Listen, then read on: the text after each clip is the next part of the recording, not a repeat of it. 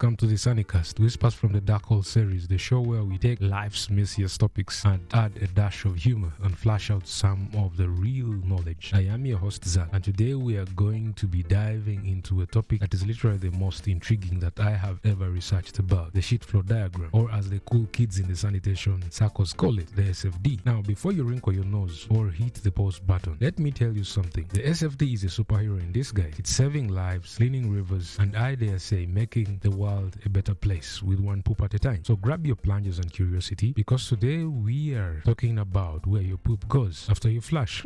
It doesn't magically disappear definitely into the sewer pipe.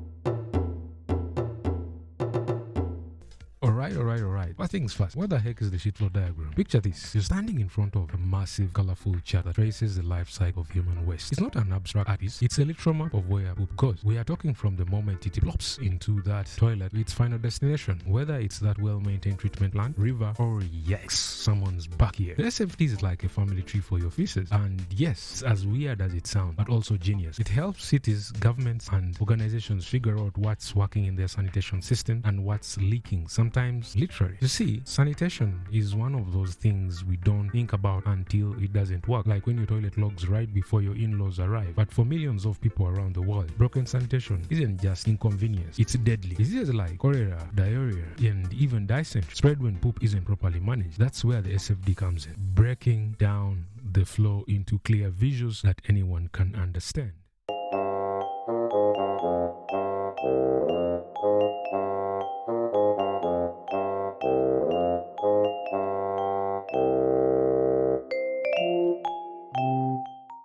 Okay, now let's back it up a bit. Humans have always had to deal with the poop, unavoidable side effect of being alive, right? Ancient Romans had public latrines and aqueducts. Medieval folks, well, they had chamber pots and dangerous habit of tossing waste out of the window, and you always had to watch your step. Yeah. Fast forward to the Industrial Revolution. Cities started building sewer systems. But here's the kicker. Even today, with all our tech modern conveniences, over 3.5 billion people still do not have safely managed sanitation. Well, that's quite a number. And yet here I was complaining about my slow flushing toilet last week. Well, that brings us to talk about perspective.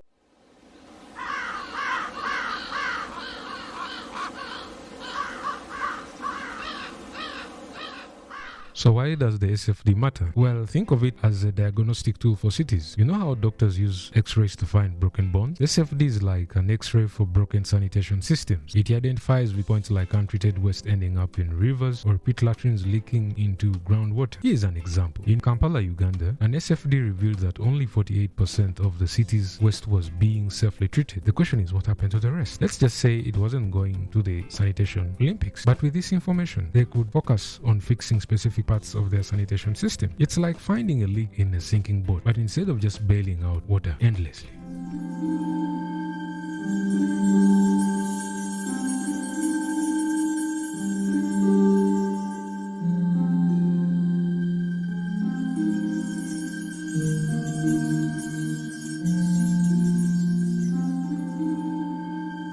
Yes. Okay, let's lighten things up with some poop trivia, shall we? Myth 1. Poop is just a waste. Nope. It's about 75% water and contains bacteria, fiber, and even dead cells. Some of it can be composted or turned into biogas. Your poop would literally light a bulb. How's that for renewable energy? Myth number 2. Toilets are universal. Well, the fact is, squat toilets, dry toilets, bucket toilets, there is a whole world of variety out there. Some are fancy, like the Japanese robo toilets. Others are less fancy. Myth 3. The biggest sanitation problem is lack of toilets.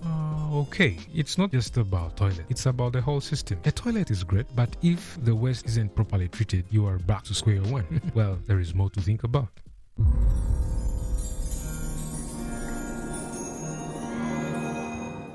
So how can you sitting there in your cozy flushable life make a difference? Well, the first one is support sanitation charities. Groups like WaterAid and Bill and Melinda Gates Foundation are doing incredible work to improve global sanitation. The second one is just talk about it like we're doing it here at the Sunnycast. Normalize conversations about sanitation. If we can talk about an avocado toast for 30 minutes, we can spend a few minutes on sanitation, right? The third one is to learn more. Check out the SFD tools online. They are free, interactive, and way more fun than you would expect from something that is called a sheet flow diagram.